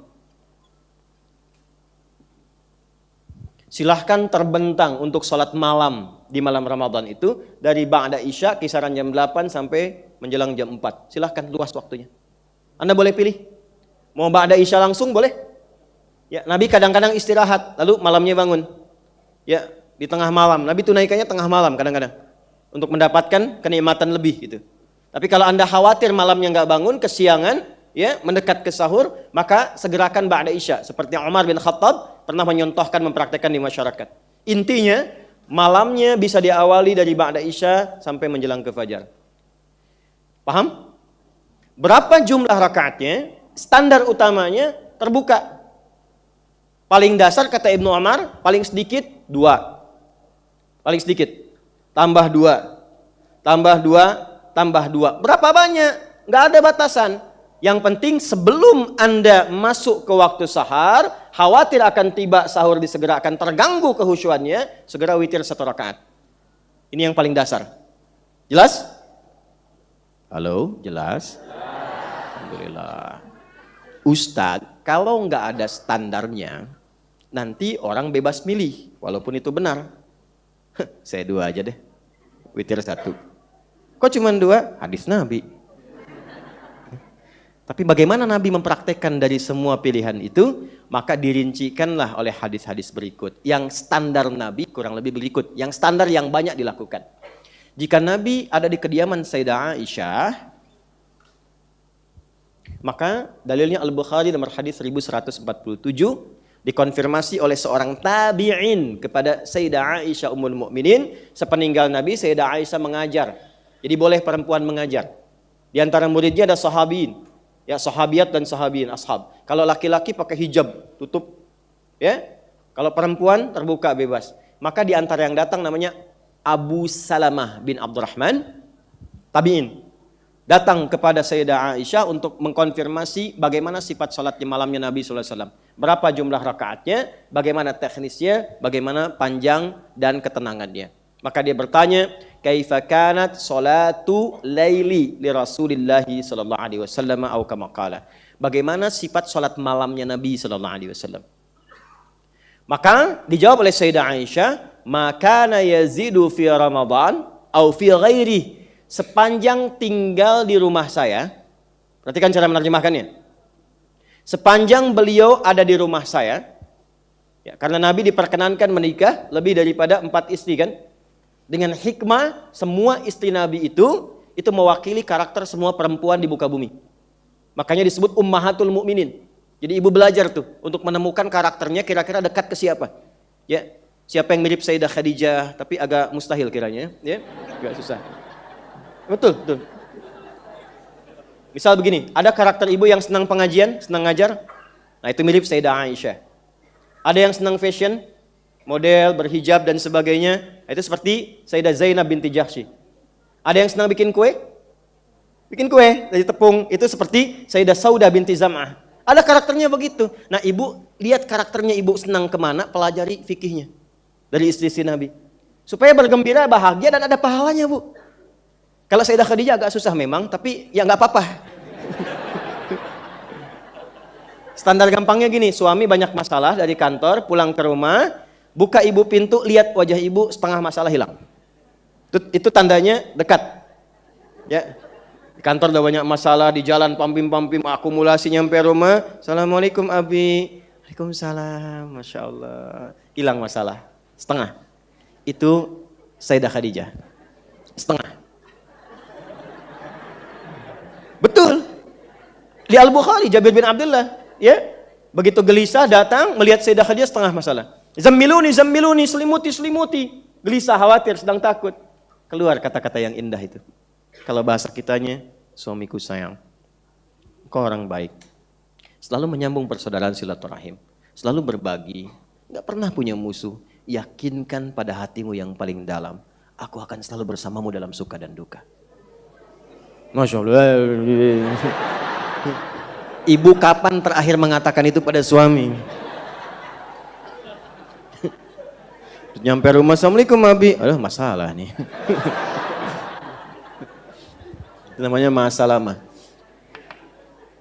Sudah? Kalau berada di rumahku, kata Sayyidah Aisyah, maka beliau aku saksikan baik di Ramadan atau 2 Ramadan, baik di Ramadan atau di luar Ramadan, itu selalu terlihat konsisten jumlahnya 11 rakaat. Nah, jadi dari yang 2 nggak ada batas nih. Maka di rumah Sayyidah Aisyah berapa? 11. Bagaimana teknisnya? Kata Sayyidah Aisyah, yusalli arba'an. Kalau di kediamanku terlihat salat dulu 4. Ya, 4 rakaat. La tas'al an husnihinna wa tulihinna, tapi jangan tanya ya, bagaimana panjang dan bagusnya. Ya, cukup tahu aja 4 gitu. Jangan tanya panjang dan bagusnya. Karena pernah ada kasus pengen tahu, ikut di belakang Nabi beberapa sahabat. Karena pengen tahu, ternyata satunya aja dari 4 itu satunya itu dikira Al-Baqarah 100 ayat akan ruku. Ternyata selesai 286 ayat. Dan siap-siap ruku, ternyata Alif Lam Mim lagi, Ali Imran. Sampai 200 ayat. Dikira selesai itu. La'allakum tuflihun, Ali Imran ayat 200. Nyambung ke An-Nisa. 176 ayat. Rakaat pertama loh. Baru kemudian ruku. 5 juz 4 halaman. Rakaat pertama. Besoknya orang-orang ini gak ikutan lagi. Betul. Ya. Jadi gak usah tanya panjang dan bagusnya. Maksudnya apa? Menyesuaikan dengan jamaah saja. Menyesuaikan dengan kemampuan saja. Nabi begini. Rakaat pertama, aku terkena bagian kakinya, melihat kakinya sudah bengkak. Saat salam aku tanya, ya Rasulullah kenapa harus seperti ini? Kama qalat. Alam takun madmunan, alam takun ma'suma, bukankah engkau dijamin masuk surga, dijaga dari salah? Apa jawabnya? Afala akunu 'abdan syakura. Dari semua nikmat itu apa enggak boleh aku syukuri dengan memperbanyak salat? Nabi, 1 rakaat kaki bengkak. Anda, saya, kita rakaat pertama mata bengkak. Ya. Dah? Baik. La tas'al an husnihinna wa tulihinna. Semampu kita, tapi yang nyaman, yang enak, yang tenang. Teruskan. Thumma yusalli arba'an. Kemudian salat lagi 4. La tas'al an tulihinna wa husnihinna. Jangan tanya lagi panjang dan bagusnya. Thumma yusalli 3. Baru 3 rakaat.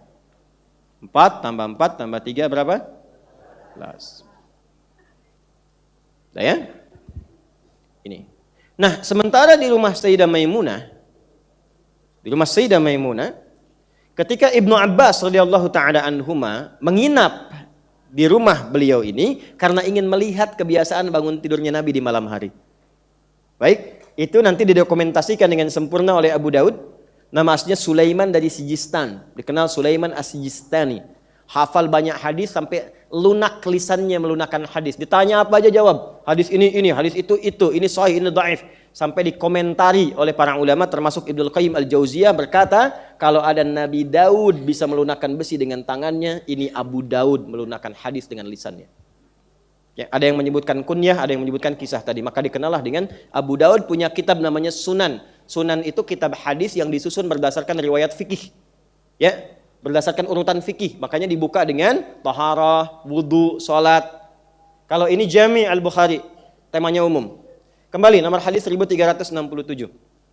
Kata Ibnu Abbas radhiyallahu taala anhuma, Atau kama qala kana an-nabiy sallallahu alaihi wasallam, adalah kebiasaan Nabi sallallahu alaihi wasallam, idza staiqadha min naumihi, kalau bangun dari tidurnya, fajalasa, maka beliau duduk terlebih dahulu, duduk. Famasaha biyadihi min athari naumih, kemudian beliau menggunakan tangan yang bersihnya untuk menghilangkan bekas kantuknya. Hilangkan bekas kantuk. Jadi tidak langsung baca doa. Ya, karena kalau Anda baru bangun, duduk langsung baca doa, itu apa bahasa Koreanya tuh? Nundutan. Ya, masih ada bekas-bekas kantuk terbawa tuh, masih begini. Nah, sehingga bacaan doa itu tidak meresap kepada jiwa. Kadang bangunnya jam 3, tapi setelah sadar 4:30, kan? Nah, ada efek ngantuk kan? Maka hilangkan dulu. Dan dengan bagian tangan yang diduga bersih. Karena nanti ada hadis lain, kalau Anda bangun dari tidur, kan, merasa tangannya pernah menjelajah ke titik yang tidak Anda ketahui, maka bersihkan dulu itu. Jelas? Kemudian setelah itu apa? Faqara khawatim surah Ali Imran, maka membaca 11 ayat terakhir surah Ali Imran. Dari ayat 190 sampai ayat 200. Itu panduan kehidupan. Baru nanti ditemukan di Jundub bin Junadah dan Mu'ad bin Jabal, doa bangun tidurnya. Alhamdulillahilladzi ahyana ba'dama amatana wa ilaihin nusyur. Teruskan hadisnya, thumma dhahaba ila syanin mu'allaqah, kemudian pergi ke tempat tertutup, fatawadda, untuk berwudu. Lalu balik, masuk ke musalla beliau, kata Ibnu Abbas, aku mengikuti dari belakang, aku di belakang Nabi. Maka ditariklah oleh Nabi ke depan, sehingga sejajar aku dengan Nabi. Izin, boleh berdiri?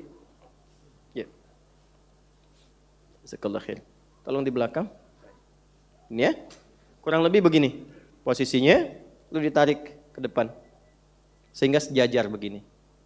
Nah, ini dalil kebolehan sholat berjamaah bila satu imam satu makmum sejajar begini. Jelas?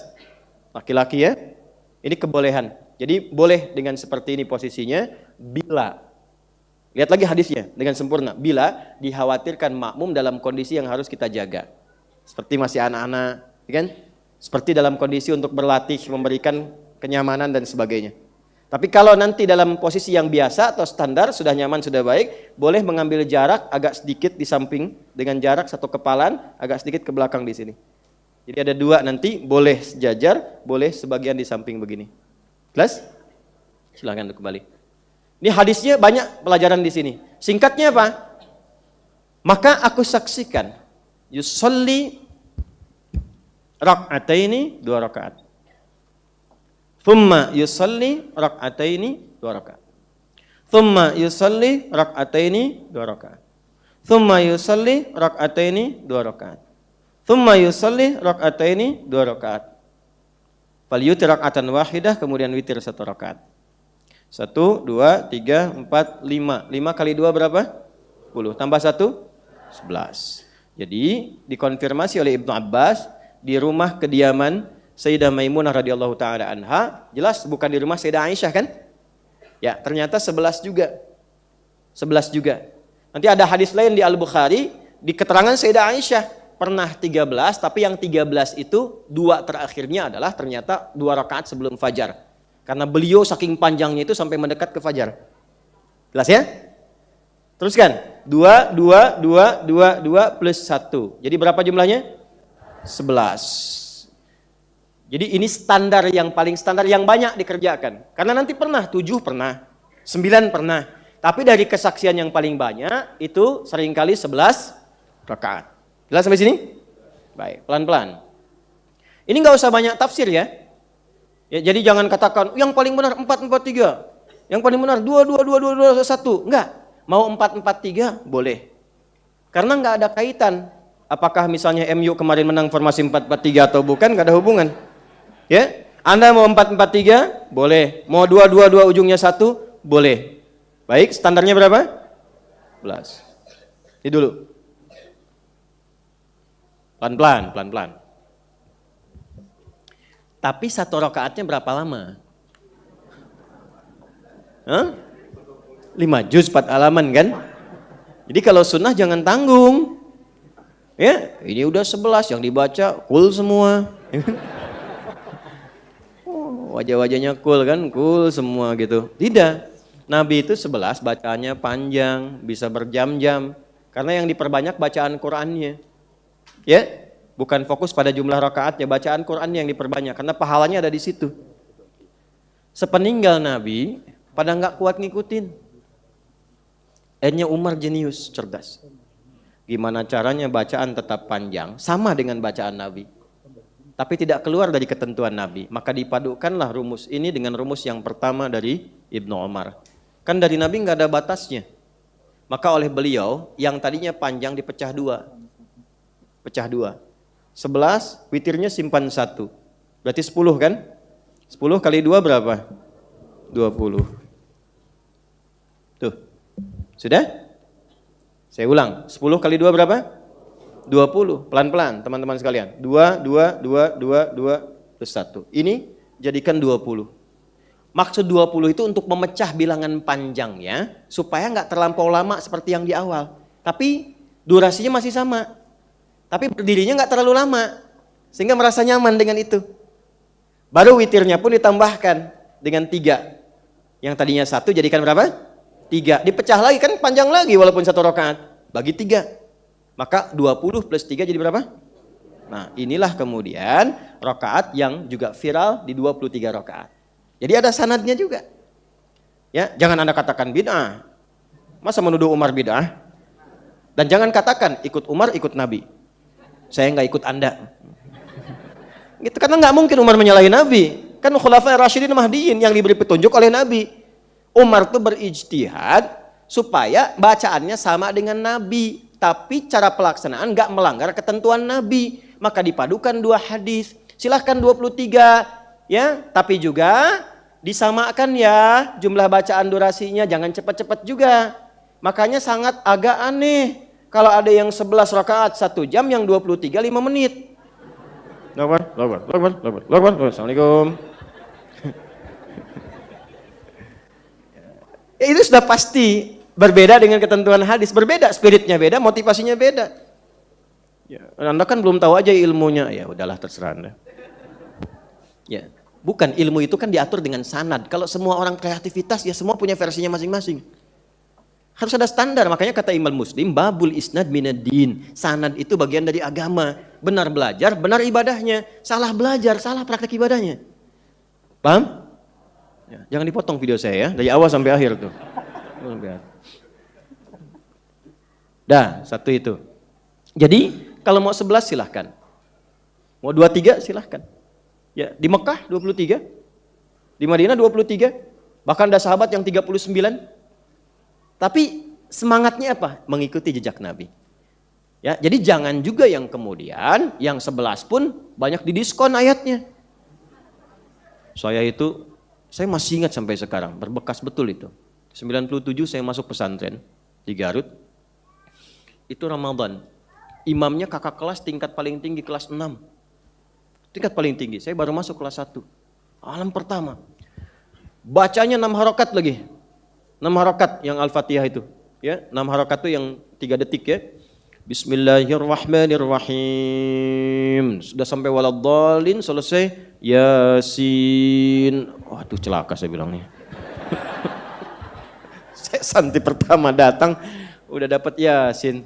Tapi memang nikmat malam itu. Allahu Akbar. Jadi dia cuma Yasinnya aja, Yasin, Allahu Akbar. Maksud saya yang nggak begitu-gitu juga kali, gitu kan? Ya yang standar bacanya, yang enak-enak. Nyaman? Jelas? Oke. Jadi maksud saya, kalau sedang muncul Ramadan, jangan berdebat lagi. 23, 11, 11, 4, 4, 3, 2, 2, 1. Itu sudah usang, sudah selesai pembahasannya. Ramadan mengumpulkan pahala yang soleh, bukan memperbanyak dosa yang salah. Dan gak ada hubungan dengan ormas. Berapa tuh? 11. Muhammadiyah. 23 NU. Bapak kan NU kok 11? Diskon 60%. Allahu Akbar. Bismillah. Paham? Ya, alhamdulillah. Belum selesai. Jam 12 noh. Allahu Akbar. Bismillah.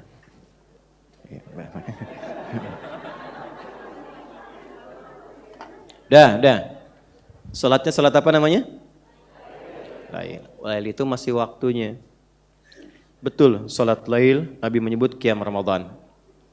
Oleh ulama, kegiatan Nabi itu yang tenang, yang nyaman, yang berdampak pada jiwa. Jadi begitu tenang itu terasa khusyuk. Khusyuk itu ada getaran ke jiwa, enak rasanya, nyaman. Jiwa, bahasa Arabnya itu nafas, sumbernya roh. Roh. Sudah? Satu kegiatan yang memberikan dampak ketenangan pada jiwa, pada roh disebut tarwihah. Tarwihatun. Bila dilakukan berkali-kali, dijamakkan menjadi tarawih.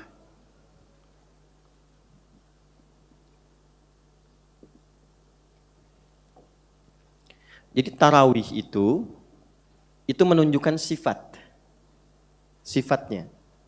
Kenapa diviralkan, dipopulerkan nama tarawih? Salat tarawih untuk memberikan kesan bahwa kalau ingin berhasil salatnya, berdampak tenang pada jiwa, dengan tenang itu berdoa mengguncang arasy, diampuni dosa, maka tunaikan salat dengan tenang. Jangan buru-buru. Pilih imam-imam yang baik, yang bacaannya meresap kepada jiwa. Kalau sendirian pilih waktu terbaik yang bacaannya mengena kepada jiwa. Itu yang dimaksud Quran surah ke-73 ayat ke-6. Inna nasyi'atal laili hiya ashaddu wat'au wa aqwamu qila. Kalau bisa bangun malam itu sentuhan ke jiwanya tinggi. Nah, sifatnya disebut dengan tarawihah. Kalau banyak ditunaikan disebut tarawih. Jadi maksudnya apa? Kenapa diviralkan tarawih? Kata para ulama, kalau engkau ingin diampuni dosa, pengen tenang, pengen khusyuk, salat yang tenang. Salat yang nyaman. Salat yang khusyuk. Habis 2 rakaat, jangan langsung bangun. Duduk dulu. Ambil manfaat dari doa Nabi tadi. Ini prinsipnya. Maka Nabi ajarkan kepada Sayyidah Aisyah radhiyallahu taala anha. Perhatikan kalimatnya. Ini tolong jangan sampai luput saat Ramadan nanti. Allahumma innaka afuwun tuhibbul afwa fa'fu anni. Ya? Hafal ya? Allahumma innaka afuwun tuhibbul afwa fa'fu anni. Ada riwayat lain tambahan dari sifat Allahnya menggunakan karim. Allahumma innaka afuwun karim tuhibbul afwa fa'fu anni. Jelas? Nah, itulah yang menghadirkan sifat tarawih. Jadi begitu selesai 2 rakaat, salam, atau yang 4 rakaat, ya. Jadi 4 rakaat ini yang 4-4-3 itu ada 2 penafsiran. Ada penafsiran langsung 4, ada penafsiran Sayyidah Aisyah menggabungkan karena di versi lain 2 rakaat. Gitu. Jadi silahkan pilih, nggak ada masalah. Yang penting setelah bagian itu selesai duduk, jangan langsung bangun. Duduk dulu, bacakan segenap kehusyuan jiwa kita. Allahumma itu gabungan dari ya Allah. Ya, kemudian Allah. Kalau digabungkan jadi Allahumma. Kenapa digabungkan? Untuk merubah makna, merubah kesan. Kalau ya Allah itu masih biasa. Ya Allah, mendung. Kepleset, ya Allah. Itu kan sifat pengaduan kita. Kelemahan kita menunjukkan mohon kepada Allah.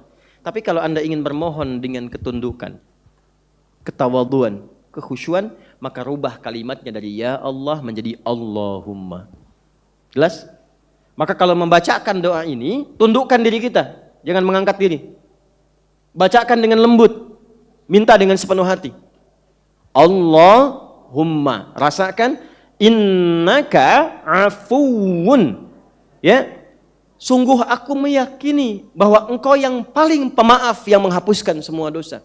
Kalimat afu itu nama Allah yang dihadirkan untuk menggugurkan, menghapuskan semua kesalahan yang pernah dilakukan.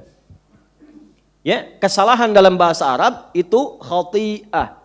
Jamaknya khotoya, perbuatannya akhto'a. Saya salah akhto'tu, kita salah akhto'na. Maka turun Al-Baqarah ayat 286. Rabbana la tu'akhidna in nasina au Jawabannya apa? Setelah itu nanti ada kalimat fa'fu anna. Silakan urutkan. Rabbana la tu'akhidna in nasina au satu. Rabbana wa la tahmil 'alaina isran kama hamaltahu 'alal ladzina. Dua. Rabbana wa la tuhammilna ma la ta. Tiga. Jawaban dari tiga sifat ini apa? Tiga perbuatan, tiga sifat. Fa'fu an. Fa'fu itu dari kata al-afu. Pasangannya apa? Akhta'a. Waghfir lana la tahmil 'alaina. Warhamna wala tuhammilna yang tadi. Tiga itu jawabannya tiga. Maka ketika Anda mengatakan, maksud saya, afuwun atau afuwun karim, maka saat yang bersamaan bayangkan, rasakan kesalahan apa yang diperbuat sampai minta kepada Allah digugurkan dosa itu. Itu maksudnya. Dia jangan hampa di lisan, ya Allah, mohon ampuni kesalahanku. Rasakan salah apa. Makanya kalimat hadisnya imanan wahtisaban. Dia sholat karena imannya pengen jadi baik. Bukan sekedar sholat, makanya tarawih dia sholatnya. Bukan cuma turun naik. Dia sholat pengen jadi baik. Man qama ramadhana imanan, pengen jadi baik. Wahtisaban dari kata ihtasaba yahtasibu. Dia mengevaluasi diri.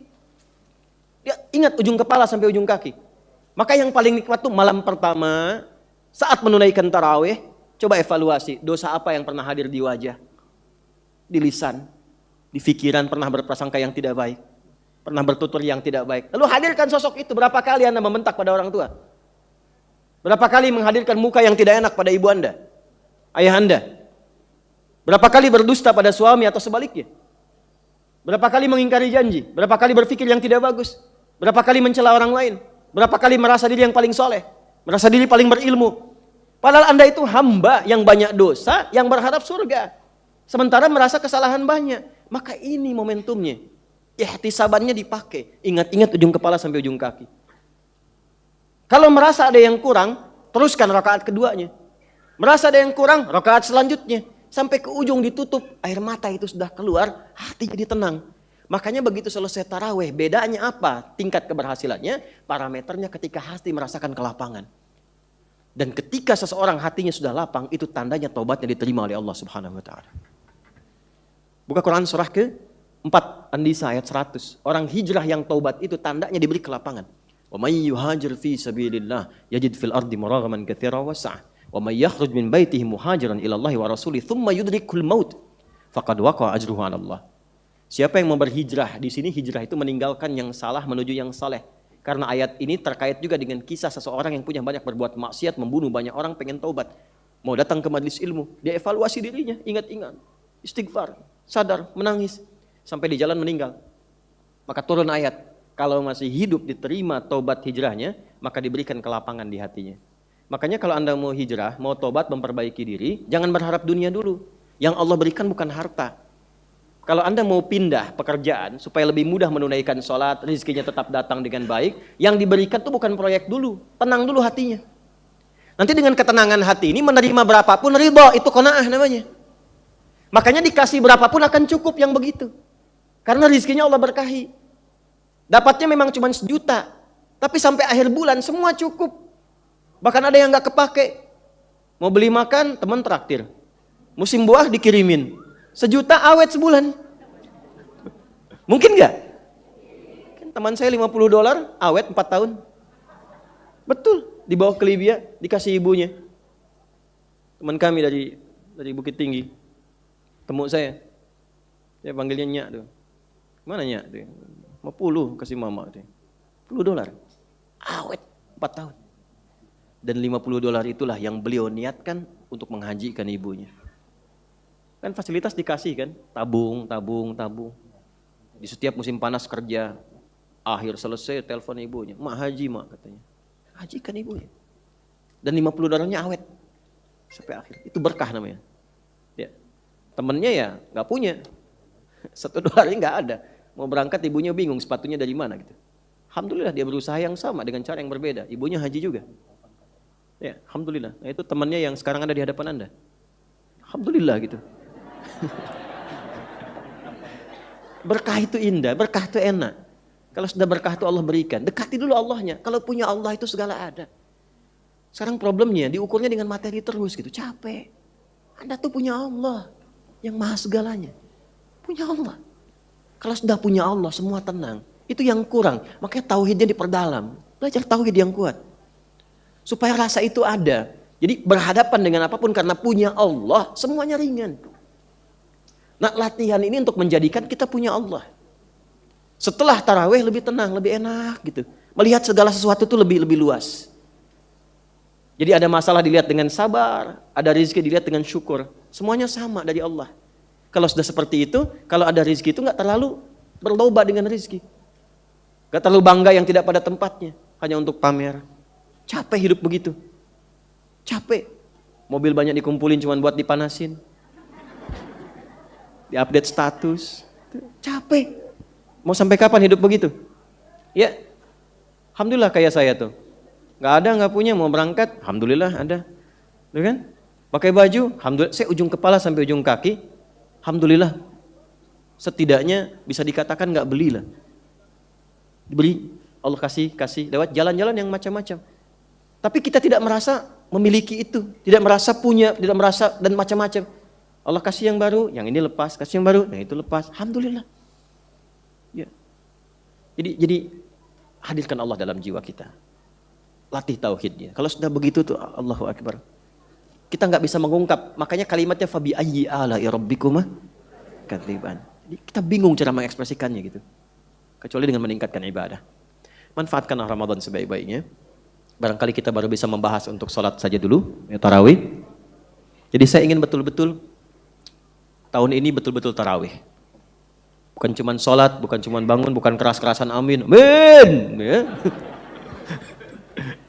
Dan seterusnya, ya, apalagi hanya uji kekuatan, cuma dorong-dorongan, dan sebagainya. Saya harap berubah cara berpikirnya. Insya Allah Ramadan ini lebih baik daripada sebelumnya, insya Allah ya. Baik, ya, saya kira itu kita berdoa di akhir penutup kajian ini. Mudah-mudahan dikabulkan doa kita. Yang bertanya, ini saya bawa, mudah-mudahan di sela-sela saya mengajar bisa saya nanti sambil bisa jawab. اللهم تقبل منا إنك أنت السميع العليم وتب علينا إنك أنت التواب الرحيم اللهم نحمدك حمدا كما علمتنا أن نحمدك ونشكرك شكرا كما علمتنا أن نشكرك أنت المقدم وأنت المؤخر بيدك الخير إنك على كل شيء قدير